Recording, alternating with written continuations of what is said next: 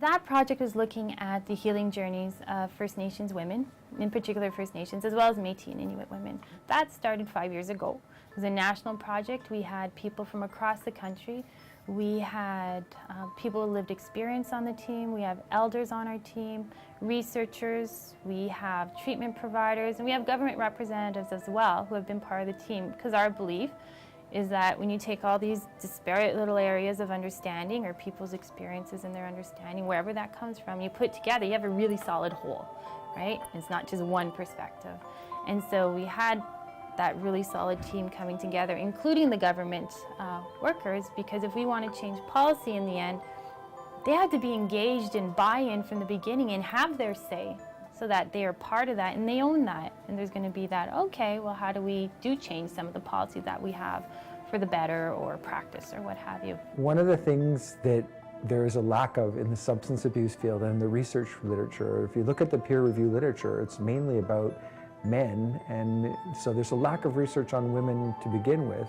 And so the fact that you can look at Aboriginal women makes it incredibly important to start telling their stories, and also to learn from how to best help people who have addiction problems. Women who are marginalized like that, their voice is never heard. Whether they're on the street or whether they're being abused by their husbands, I think in this society we tend to brush things under the rug. And I think it's important to get their voices out so people know what's going on. So some of these issues some of the issues can be addressed,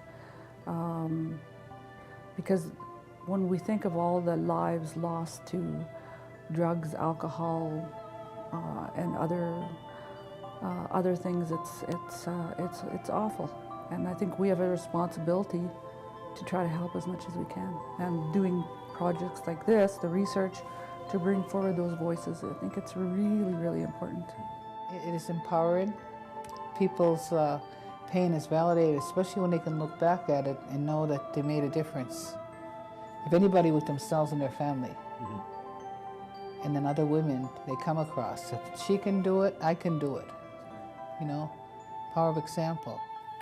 A moment that really got me was when there was me, another woman from an outsider's perspective, Colleen, and the social worker perspective. We're sitting around talking, having a meeting, discussing the different findings and what we found, and how emotional all of us got, and how passionate all of us got, talking about our findings. And we each talked about it, and we each cried about it. You know, sitting in this academic environment, talking about how these women's stories touched our lives and how they impacted our lives, and how emotional and passionate we were all about it. It just let me know right there that we're in the right place. And then when it got to the time to think about how do we share those findings, we thought, well, just an article doesn't make sense, because really important from the beginning was, when we were doing an interview, it was about reciprocity. We were, in a way, taking, but we also gave, right? The women shared their voices, so we shared with them lots of different things. We did something, we provided them with a pearl, and the story of the pearls. Here, the oyster's precious jewel, a pearl that starts out as a grain of sand, is nothing more than an irritant that has entered the barnacle or oyster at some point and cannot be removed. That oyster has lodged in its folds something that is very painful to its habitat being. The sand cannot be removed, and now the oyster must contend with it, using its natural abilities to deal with a situation. Unlike humans who pretend it will go away, the clam pulls from its inner qualities a working solution. By the time we got to the end, we talked about, okay, we have our first finding, right? Going preliminary through the data and bringing some of that together. And we thought, how do we get it out to the masses, to the women? And we thought we'd create a video and a song.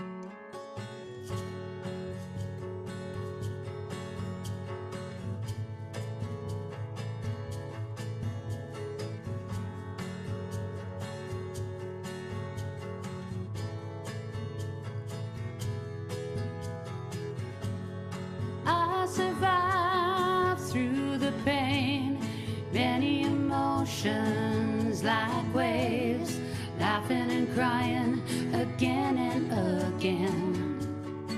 So the song brought 30 people from across the country, women we had interviewed, again, the elders and all those different people I mentioned. And we spent 3 days or 2.5 days together over a 3-day period and wrote the song based on the findings of the project. So there's one image I really like in the video of one of the women, and when you see her, she's standing there. It's about shame and looking down.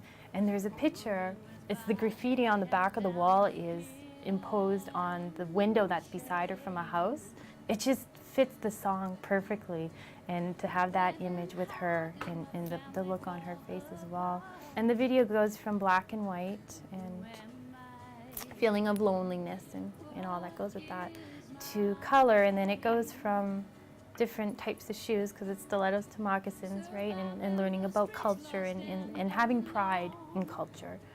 Their journeys have been ones of significant pain, significant discrimination against them as people, and at the same time that they have suffered from incredible problems with alcohol and drugs, yet they come out with a whole renewed perspective on having dreams and hopes and looking at different possibilities for their lives. And it's amazing that people can be that resilient. So I'm amazed by that. I'm impressed by that. We find our peace, and this is who I am. Public needs to be educated in terms of these women and just, you know, their stories, and that they're valued members, and they've been stigmatized and marginalized, and they have important contributions to make, and these women are all making incredible contributions with their stories, and they're contributing to developing a holistic culture-based model that hopefully will serve as an important program in centers across Canada. There's been a lot of energy that went into somebody's vision to make this happen a reality, and I believe what they're doing is the very best they can do, and they're not doing it alone. They have a lot of direction, and it's for a good reason. Like, they're going to have ownership of this information, to help other women and perhaps men, to see what that difference is, and how recovery or rediscovery is not only probable but very strongly possible. If my story helps out people, that is good. That is really good. If I just help out one person, I'm happy. If I can help out, more, that's good. I always said the project is like it was on a canoe, and we're always trying to paddle up. It had a path. It has its own path, and we were always following the project, and that's where it led us, right? It's had amazing impact. Addiction isn't an individual issue, though we sure treat it as that. You are an individual, and you should just pull up your bootstraps or whatever, get on with it, get over it, right? But when you think about all the things that led to the person to where they are, it surely was an individual. So I'm not sure how we get to the idea that you should be able to fix it on your own, right? We'll send just you to treatment, then we'll bring you back into the same environment. It took a lot of factors to get you to where you are, so you need a lot of those factors to help you to get to that healthier spot.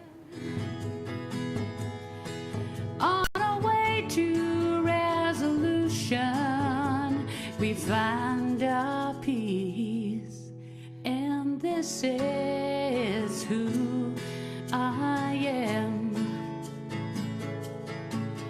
and this is who